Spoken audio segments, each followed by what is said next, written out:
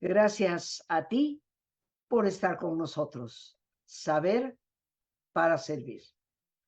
Hoy, queridos amigos, es jueves de cultura. La cultura que engrandece al ser humano. Y creo yo en lo personal que lo que más nos engrandece es mirar nuestro propio interior. Hoy nuestro tema son maestros espirituales. Los hay en todas partes del mundo. Y nos va a hablar una experta a quien hemos invitado, la doctora Rosana Navarro, doctora en teología de la Universidad Javeriana de Bogotá, Colombia, que desde allá se enlaza con nosotros para este programa. Una gran amiga, compañera de estudios en España hace ya muchos años y a quien siempre le doy gracias a Dios por poder tener en el programa y compartir con todos ustedes. Querida amiga, muchísimas gracias por estarnos acompañando y por traernos un tema tan universal, lleno de cultura y de la más importante, la que realmente nos engrandece como personas. Maestros espirituales. El micrófono es tuyo. Así es, Rosita, muchas gracias de nuevo por invitarme, porque para mí siempre es un honor y un gusto muy grande estar aquí, estar contigo y compartir este espacio y sobre estos temas que también para mí son tan susceptibles, tan apasionantes, cuando tú te acercas a ellos, tan transformantes de la existencia, movilizadores del alma, del espíritu, en fin, esto inspira definitivamente. Muchas, Pues muchas mira. gracias. Esto es muy hermoso, hablar del tema de los maestros místicos. No sé si, como te comentaba en algún momento, vale la pena de pronto hacer una pequeña introducción. ¿Por qué hablar de maestros espirituales, de maestros místicos? ¿Qué es lo que nos hace hablar de esos, de ello? ¿O qué es lo que hace un maestro? ¿Qué es lo que va generando que un maestro emerja dentro de una determinada cultura, comunidad y lugar geográfico, etcétera, ¿no? Tradición religiosa, en fin? Parece ser que de fondo está una cuestión que todos vivimos y que todos tenemos presente, porque es parte de lo que somos, es nuestra sustancia, diríamos, espiritual. Es como cuando uno habla de la sustancia de la sopita, no sé si en México también se habla de la sustancia, ¿no? Eso que le da el sabor. Pues igual pasa, la mística es esa sustancia que la vida espiritual, cuando es cultivada, va generando en la persona, va haciendo que emerja, ¿no? Y esa sustancia profunda es la que va haciendo decir, por ejemplo, a San Agustín: ama a Dios y haz lo que quieras, ¿no? Accede al estado místico y haz lo que quieras. Ama y ya no se van a necesitar normas ni reglas, porque ese amor cobija a la humanidad, porque ese amor dignifica y fortalece y todo ello tan hermoso que surge desde allí, ¿no? Entonces, una primera aproximación sería esa. Decir que la mística emerge cuando se cultiva la espiritualidad de la persona. Si te entendí bien, Sí, sí, sí. o tal vez me perdí algo ahí por estar No, tomando está apuntes. bien en cuanto que definitivamente sabemos que la experiencia mística es un don, es una gracia, es verdad, y eso lo sabemos porque lo estudiamos juntas además, ¿sí? Claro. Pero también esa gracia se da a quien se abre, a quien se prepara, ¿no? No, no, todos tenemos esa disposición. El asunto es disponer nuestra vida para que esto acontezca, preparar nuestra vida para que seamos y vivamos aquello que estamos llamados a hacer finalmente, a esa unión profunda, íntima, poderosa, transformante, como decíamos hace un momento, de la vida, de la historia, de nosotros mismos, de nuestros otros, nuestros prójimos. Normalmente el místico es aquel ser humano que se descubre habitado, pero en experiencia real, se descubre habitado y unido a alguien profundo, íntimo, inmenso, que lo llama, que lo invita, que lo provoca, que lo transforma. Y eso que le mueve es lo que luego le llama a comunicar, a convertirlo en amor, tanto desde el lenguaje como desde la vida misma en el servicio hacia los demás, por ejemplo. Entonces, tenemos muchísimos testimonios de maestros místicos en ese sentido, que de alguna manera se pueden llamar maestros cuando ya su experiencia trasciende hacia afuera, es Claro. visible, ¿no? Y lo importante que sé que hoy nos vas a compartir es que debemos de romper esas fronteras, ¿no? De seguir pensando que Dios le pertenece solo a unos y a los otros no. O sea, si tú crees lo que yo creo, sí, pero si no crees lo que yo creo, la vida te está cerrada y más a esos niveles. Y yo creo que la riqueza de hablar de los maestros espirituales es darnos cuenta que están en todas las tradiciones religiosas, inclusive tradiciones filosóficas, en donde Dios no tiene límites para expresarse, para manifestarse. Exactamente, Rosita, justo es eso. Más allá de las fronteras de una religión, de una confesión, está la mística, que la mística siempre rompe, ¿no? Estos rompedores que son los místicos suelen caer mal en una época, pero son la conciencia de la época, son aquellos seres humanos que permiten que una época evolucione, se transforme. Hay épocas en que se permanece sin estas figuras y que son épocas, entre comillas, un poco planas, en donde el ser humano solo piensa en el aquí y en el ahora, por decírtelo de alguna forma. Pero Creo los que, místicos, creo que es parte de lo que estamos viviendo. claro, sí, Es totalmente. la época que estamos viviendo.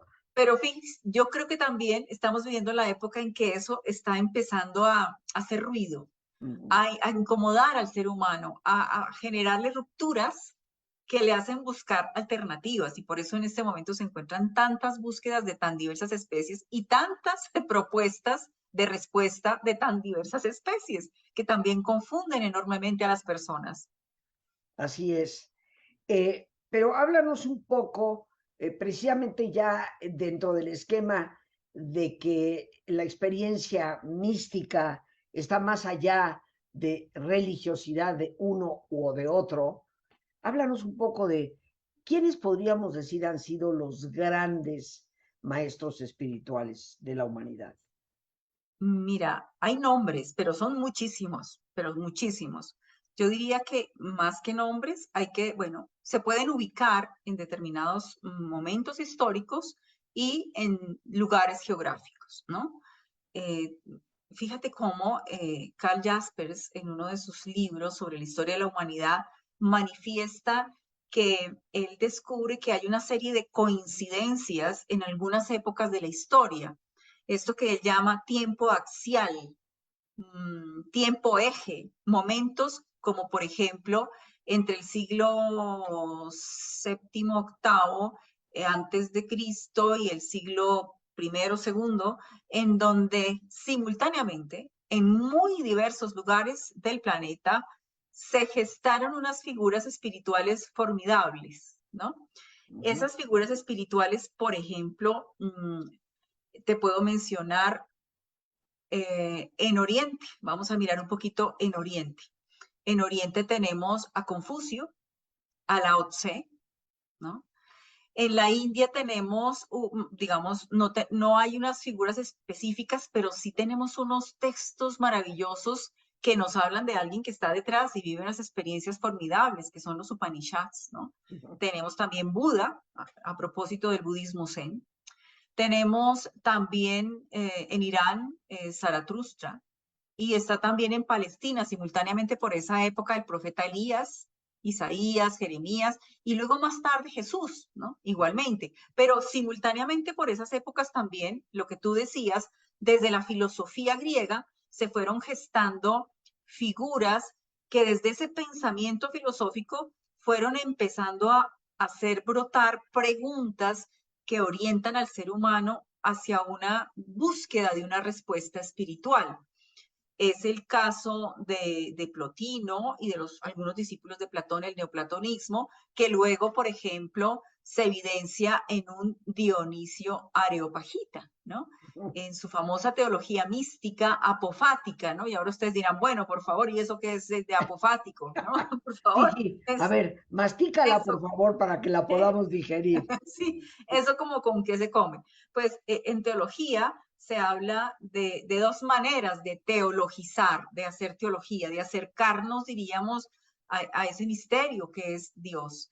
Uno, en la vía catafática, que es la vía teológica de las facultades de teología, en donde predomina el discurso, el texto, el argumento, la palabra.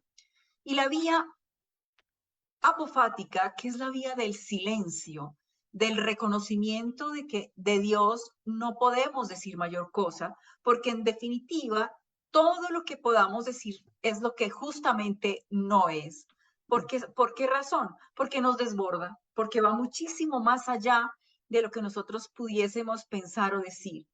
De hecho, los grandes teólogos cristianos y católicos, un Karl Rahner, por ejemplo, al final de sus días va a reconocer que todo lo que él ha hecho de su obra teológica es nada frente a esa experiencia profunda espiritual con la que él se va encontrando al final de sus días, en donde también escribe desde textos espirituales, su producción espiritual.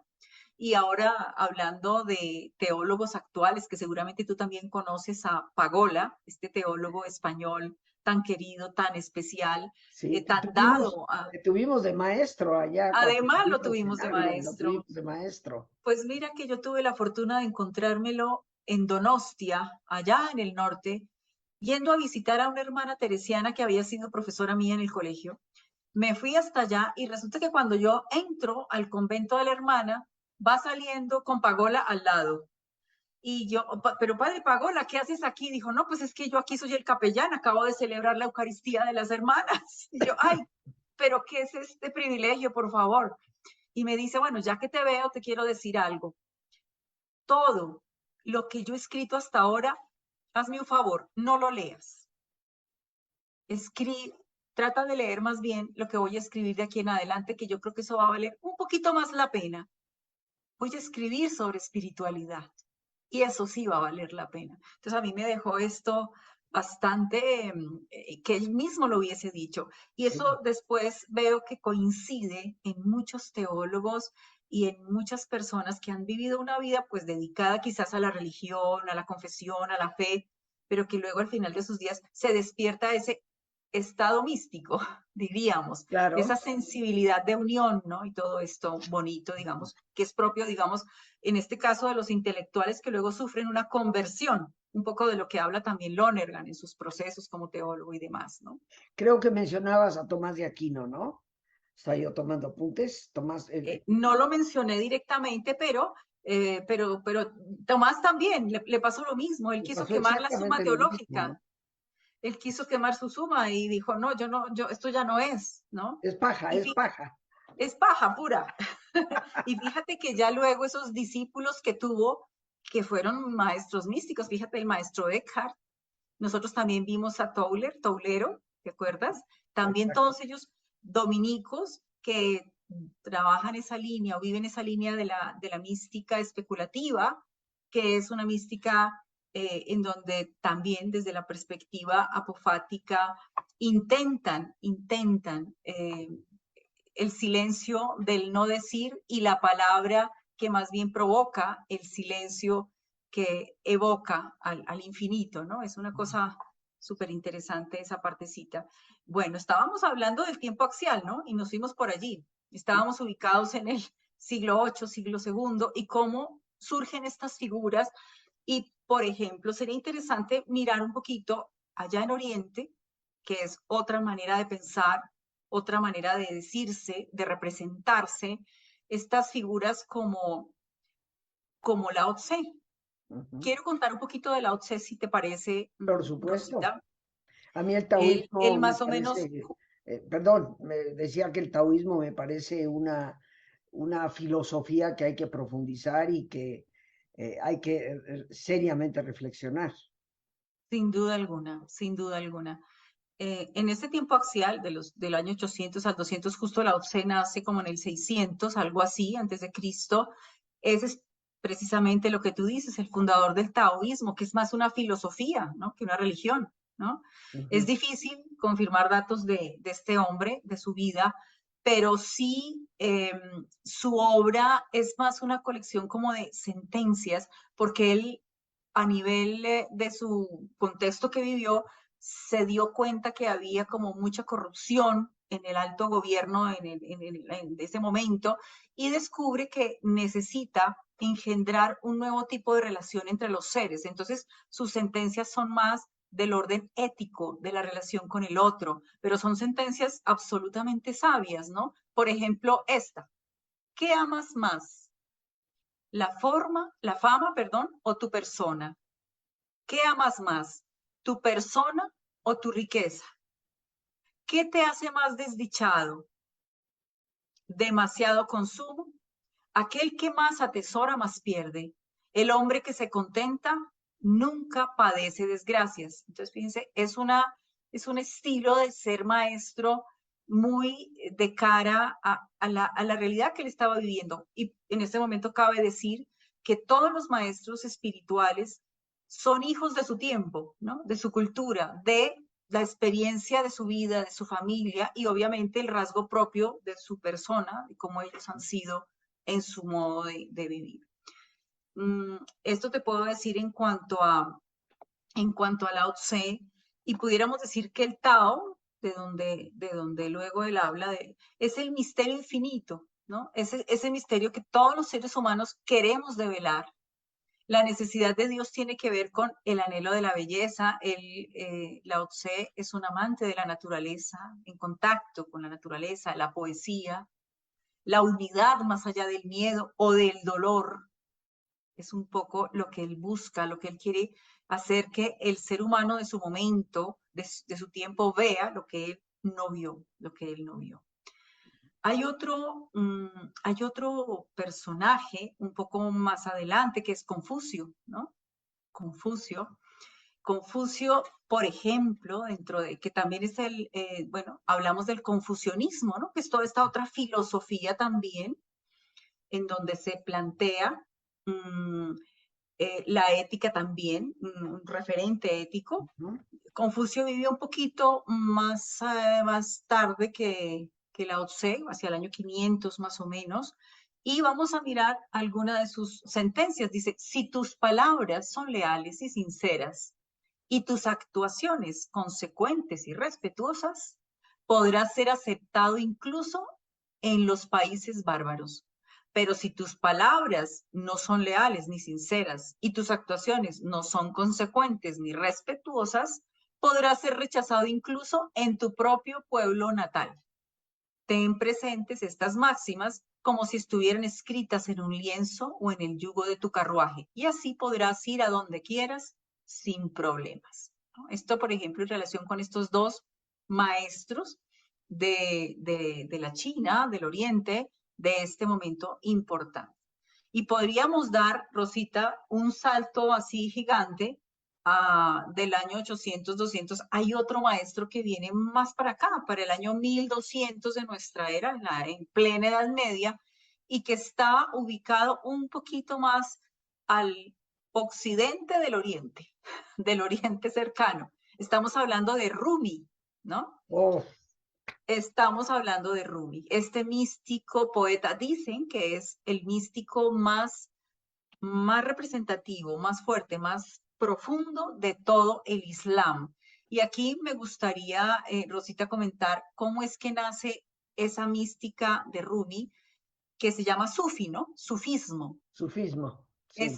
Esa mística de Rumi surge porque también hay un determinado momento en que, y que todavía hoy lo vivimos, en el Islam hay demasiadas riñas, peleas, hay demasiada guerra, matanzas, justificación de la violencia en nombre de Dios. Fíjense que eso no es de hoy, de hace rato. Todo eso hace que Rumi diga: no puede ser esto lo que Dios quiere. Y entonces Rumi encausa su vida buscando una experiencia que le diga quién es Dios. Y en esa búsqueda se encuentra con el amor. Entonces, se dice que es el místico del amor, Rumi, ¿no? Es una cosa muy linda lo que encontramos en él. Y por aquí voy a buscarte, te leo una cosita de Rumi.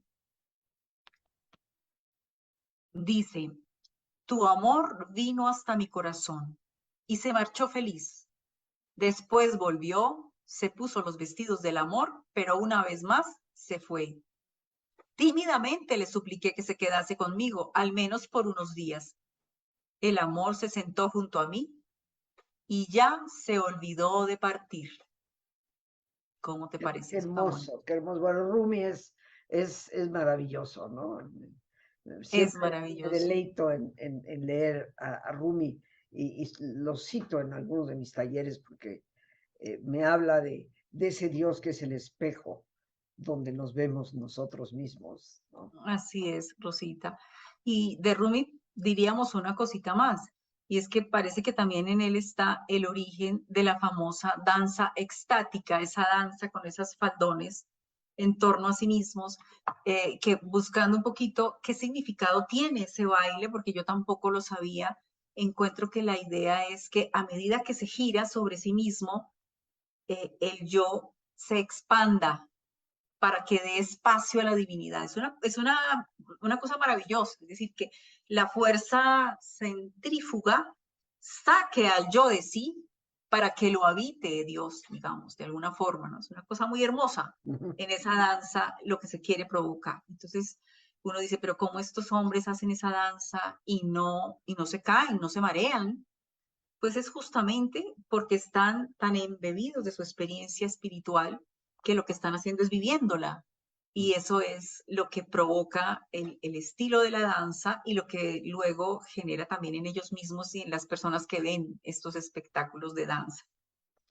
Vamos a tener que irnos a nuestro ejercicio, mi querida Rosana, porque sabemos que este es, como hablábamos tú y yo justo antes de entrar al aire, este es un abrebocas, como dicen Sí, ustedes, es una total. botana, como decimos aquí nosotros, un aperitivo, como dicen los europeos, para dar inicio a algo que esperamos sean más visitas de Rosana, hablándonos de estos grandes, grandes maestros que, como vemos, están en todas las tradiciones. Llevamos de tradiciones espirituales que nos recuerdan que, como dice ahora tanta gente, y creo que es verdad, somos en realidad seres espirituales viviendo una experiencia humana y nos hemos olvidado de esa realidad.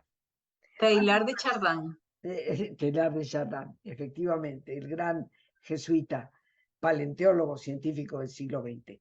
Algo más que quisieras añadir, porque aquí apenas hemos iniciado. Ya veo que Apenas sí, ya veo que jalado sí, un hilito. porque queda, bueno, indicará que en otro momento, dentro de estos maestros místicos, aparecen unas mujeres justo también en la Edad Media, como estábamos hablando de Rumi, pero están en el norte de Europa, que son las beguinas, y nosotros tuvimos oportunidad de estudiarlas, y estas mujeres son fabulosas. Allí vamos a tener oportunidad de ver un poquito más en detalle, por ejemplo, una de ellas, Margarita Poret o Juliana de Norwich, todas ellas seguidoras de la enseñanza, diríamos, y de un poquito la herencia del maestro Eckhart. Exacto. Desde Claro que esa sí. línea.